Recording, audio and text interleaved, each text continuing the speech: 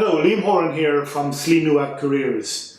Currently, there is a wave of recruitment in the teaching and school management sector. After many years of embargo, positions are now opening up. AP1s, assistant principal 1s, deputy principals, principals, all sorts of movement now taking place in the education sector here in Ireland. And lots of teachers are finding themselves very rusty when it comes to going for jobs in this area because of the aforementioned embargo, which left them in one place for many, many years, okay, or for a considerable number of years. So what's coming up a lot in the application forms that teachers have been asked to fill and the interviews they've been asked to do is the phrase competency-based applications or competency-based interviews. And in some cases I have seen the application form and the call to interview specifies the STAR technique. And this can really throw people who are not accustomed to working under the STAR technique.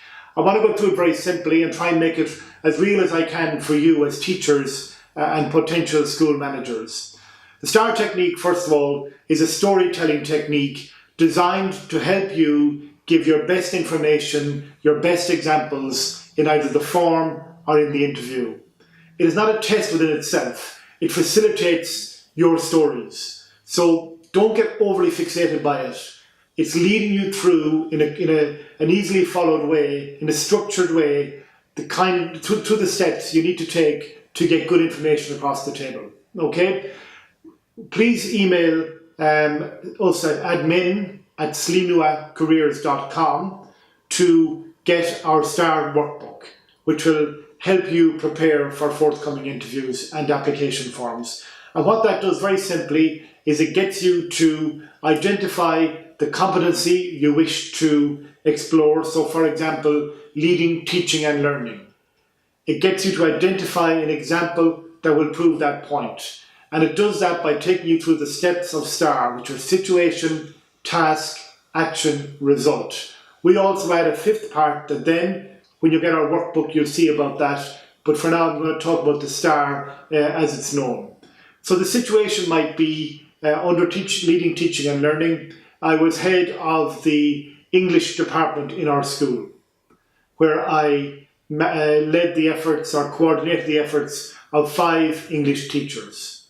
My task was to ensure that we delivered the best possible teaching to our pupils through the efficient management of resource material, selection of books, ensuring that students had what they needed, and maybe some other promotions like a library week or a reading week or an essay competition or maybe a debating competition, either in the school or externally, all to promote the English language. So that was their task to ensure that the best quality teaching of English was delivered in the school.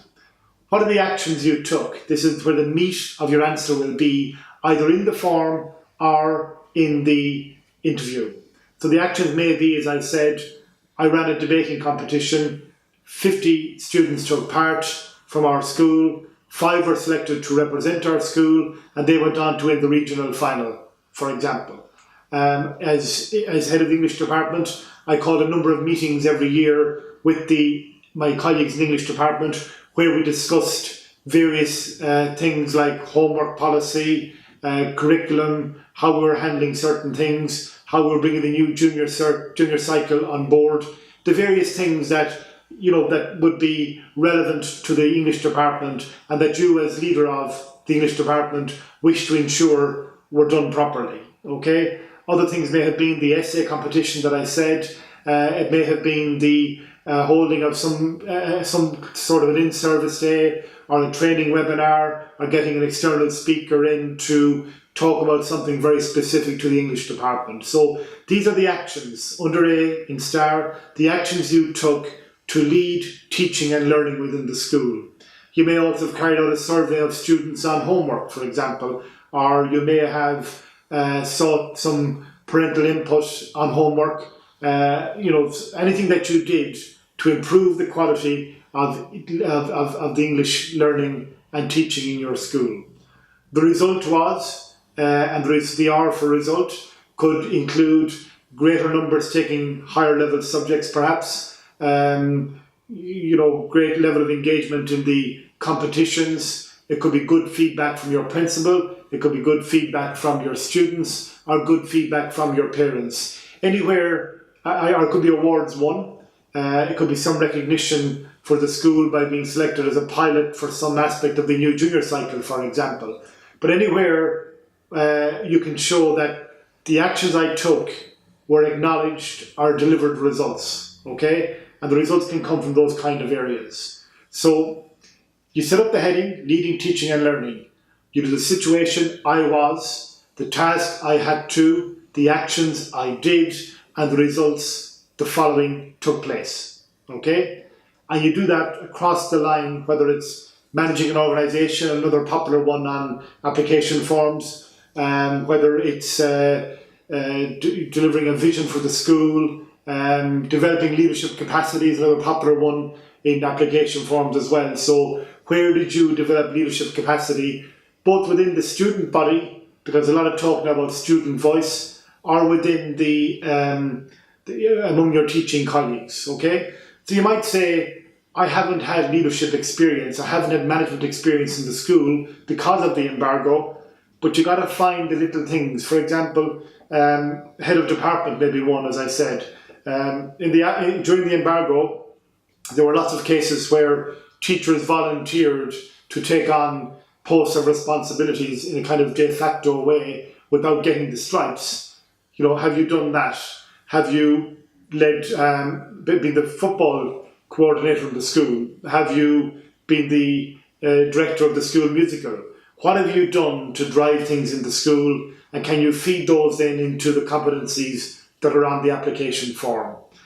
A really important piece of advice is, if you have an application form closing date looming, don't leave it too long. When you get into it, they are quite challenging. They are quite difficult because it can feel a little bit repetitive. You feel like you've been asked the same question a few times.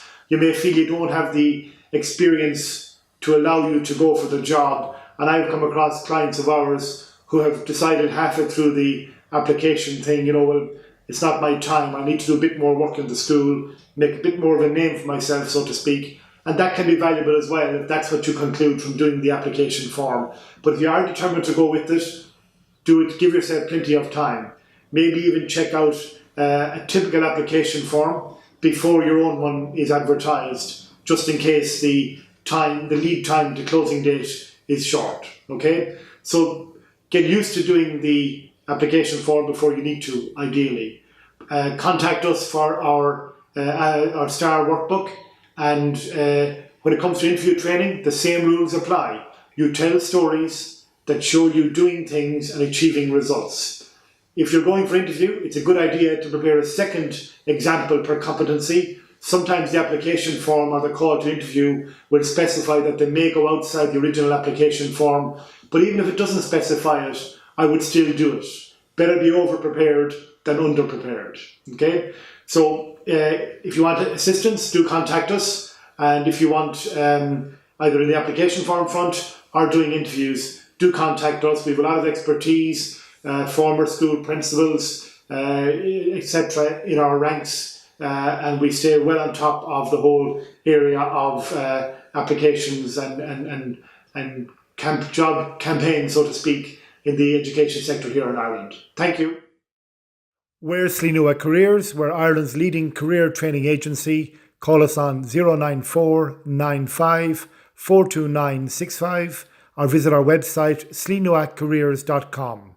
We have offices nationwide and a full online service. Thank you.